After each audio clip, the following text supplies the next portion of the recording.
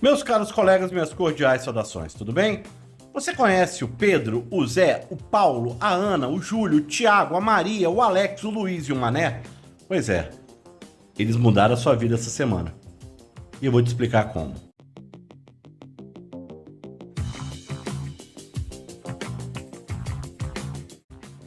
Muita gente tem falado comigo, defendido a questão da decisão judicial, contra o coitado do motorista do Uber, contra o Uber, papapá. Eu não vou entrar nem no mérito dessa questão. Eu vou te dizer o que há por trás dessa decisão, ok?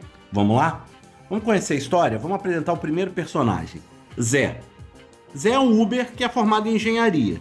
Tava triste, não tava feliz, tava cansado, mas chegou no churrasco da família e encontrou com um cunhado, que é Paulo, que também é uma pessoa que estudou, é advogado. E aí os dois estão conversando já meio bêbados, e aí o Zé reclama de como a vida dele tá corrida, de como ele trabalha, porque no Brasil é assim, né? Você pode não fazer nada, mas você fala que trabalha pra caramba. Mas realmente o cara do Uber trabalha muito mesmo. Aí o Paulo pensou, opa, temos uma oportunidade de ganhar dinheiro aí. Olha que legal. Aí ele começa a falar com o Zé. Zé, você já parou pra pensar que você pode entrar com uma ação contra o Uber? Pode ganhar um dinheiro? Aí o Zé fala, pois é, mas eu não tenho dinheiro pra investir nessa ação. Aí o Paulo fala, ei, não precisa investir em nada, se der errado é o Estado mesmo que paga. Ah, então vamos lá, se der certo você ganha e eu ganho. Ah, se der certo eu também tô feliz, vamos que vamos, vamos que vamos. E aí, Paulão começou a entender o seguinte: no Brasil a balança da justiça sempre pende pro lado do colaborador, ainda mais a justiça do trabalho. E falou, opa, vou encontrar um buraco nessa história. E aí encontrou esse buraco nessa história. Mas aí quando ele começou a cavar esse buraco, olha o que aconteceu. Surge Pedro, o jornalista, que pensou, opa, vou vender mais jornal, vou conseguir um emprego em algum jornal importante e vou ganhar dinheiro. E aí começa a fazer opinião pública, que nem até esse momento não tem opinião formada. Aí ele cria matérias, desenvolve conteúdo, e aí adivinha o que acontece? Maria, Ana, a defensora pública, fala, gente, que absurdo é isso. Mas por quê? Porque ela tá pensando ela vai ganhar mídia, ela pode até se candidatar a alguma coisa, pode ganhar mais dinheiro. E aí ela fala, é um absurdo. E aí sim a população começa a falar, é um absurdo, é um absurdo, é um absurdo, é um absurdo, é um absurdo. Pois é, a Iana encampa a questão do trabalho, né, do caso. E aí vai pro juiz da primeira instância, que se chama Júlio. Ele pensa em fama. E ele pensa o seguinte, relaxa, na segunda instância eles vão reverter, porque eles são uma empresa grande, e dá condenação, multa e manda contratar todo mundo do Uber. Sem pensar, sem ter a menor ideia de quanto custa isso, de que isso inviabiliza o negócio e que vai demitir muitas pessoas. Mas para ele pouco importa, porque o que importa é fama e reverter na segunda instância. Ah, mas tem precedente jurídico? E desde quando isso existe no Brasil, gente? A gente já provou que nada disso é importante.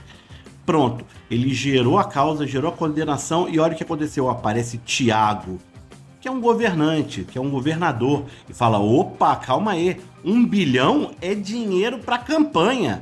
Opa, vamos lá. Aí bota peso, e isso vai para a segunda instância, para a mão de Maria, a juíza. E aí a juíza fala, opa, calma aí, eu posso ganhar fama, posso ter um cargo no Ministério Público, ajudando o meu governador, eu posso ter lá o Tribunal de Contas, eu posso depois subir para um outro tribunal, olha só que legal. E ela mantém a multa e mantém a importância da contratação. Volta a questão do nosso querido Pedro, o jornalista, que agora já está contratado por um grande veículo, né? E aí começa a vender mais jornal, entrevista, e começa a formar mais a mão de obra, começa a ganhar mais dinheiro, começa a criar os especialistas no caso Uber, começa a ter podcast sobre Uber, começa a ter entrevista, a pessoa começa a comprar streaming do Uber para ver como é que foi isso, igual foi o caso de Johnny Depp. Opa! E aí ele continua pensando aqui. Todo mundo pensa que vai ser revertido na segunda instância, na terceira instância, que não existe no Brasil, mas existe. E aí vai para o Supremo Tribunal Federal. E aí chega no Supremo Tribunal Federal, o juiz pensa, sindicato, eu vou manter a multa, tá? Mas por quê? Porque ele já está de acordo com o poder, porque surgiu o Luiz. E Luiz falou, opa, gente, calma aí. Se isso acontecer, vai reforçar os sindicatos, vai reforçar a minha votação, vai reforçar mais multa, vai reforçar mais ainda as ações que eu vou fazer, que são uma campanha eleitoral disfarçada. E aí dá o ganho de causa. Aqui tá todo mundo já pensando, olha o absurdo. E aí a imprensa, né, forma opinião pública. O advogado, né, ganha a questão da fama, né? Paulo fica famoso, fica rico, né? Zé ganha um dinheirinho e a população uma causa para lutar. Ai, que bom que ele venceu, que bom que deu tudo certo pro pobrezinho, malvada empresa. Só que no Brasil, ninguém pensa no futuro.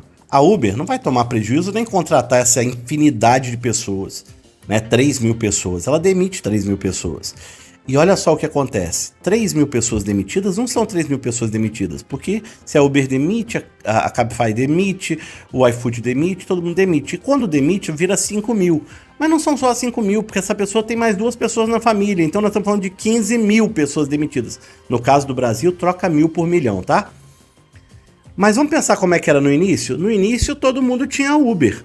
Todo mundo estava feliz e o preço era X, tinha um Uber para cada pessoa. Só que agora, poucos vão ficar na Uber, só os que produzirem muito.